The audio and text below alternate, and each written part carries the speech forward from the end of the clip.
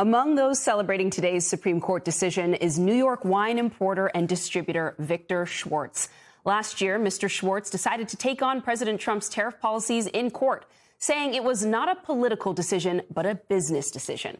For Schwartz, the tariffs were a major financial burden on his business and his consumers. So he teamed up with the libertarian group Liberty Justice as a lead plaintiff in one of the lawsuits challenging these tariffs. Today, he was victorious.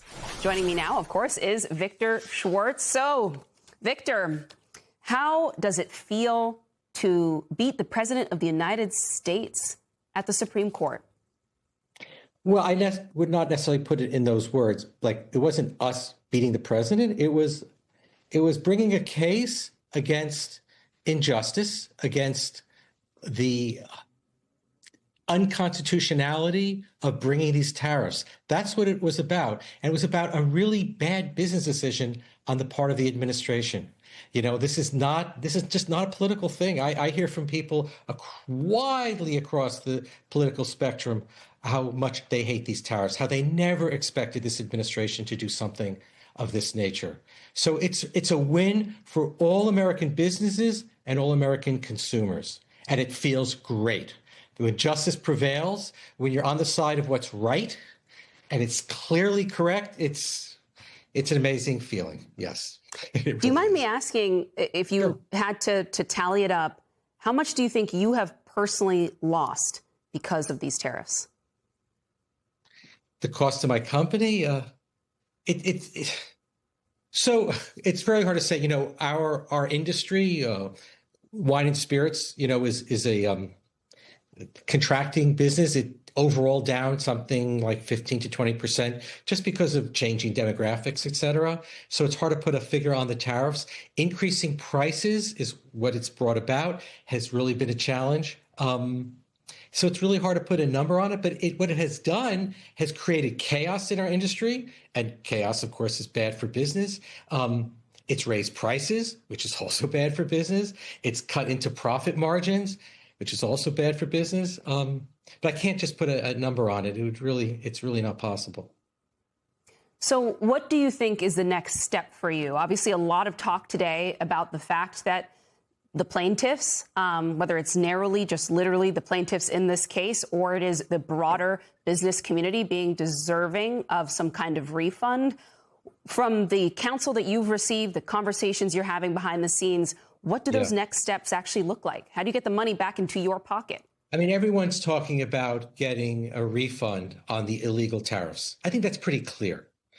The highest court in the land has ruled that these particular tariffs, as they were put upon us, were illegal.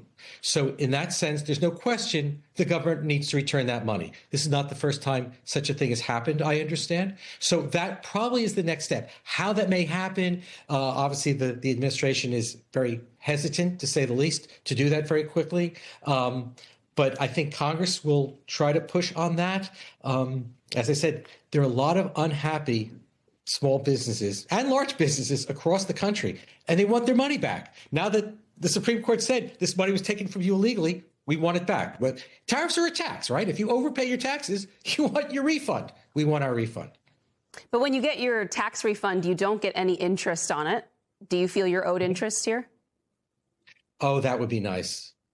You know what? Honestly, at the end of the day, even that aside, the refund, we just want to be able to do our business as we've been doing it before the tariffs. And that would be the biggest relief of burden over anything else, over getting our money back. As of course, we want our money back, but that's not what this is about. You know, we're looking to the future, and to the future, it means being able to do normal business. This has been a very abnormal situation for us.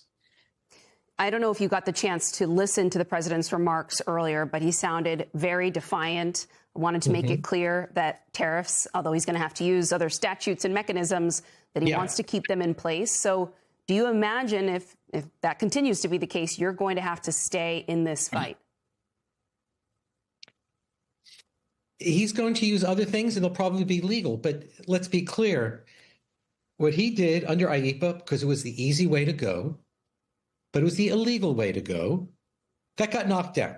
He's going to have to use other statutes, which are perfectly legal, but he's going to have to do it in a legal way. And in the legal way, it will be a lot more focused and limited. And I think Congress will have more of a say in those situations. So it will not be a worldwide tariff. And that's really the problem. And there's a specificity to it. There has to be a reason for it, for tariffs. Well, Victor Schwartz, thank you so much. I know many business owners are grateful to you for raising your hand and getting into this fight. And I imagine there are many of them who want to talk to you probably today. So thank you for giving me a little bit of your time. It's really been crazy. But thank you very much for covering this. Much appreciated. Yeah. Crazy might not cover it. Thank you again, Victor.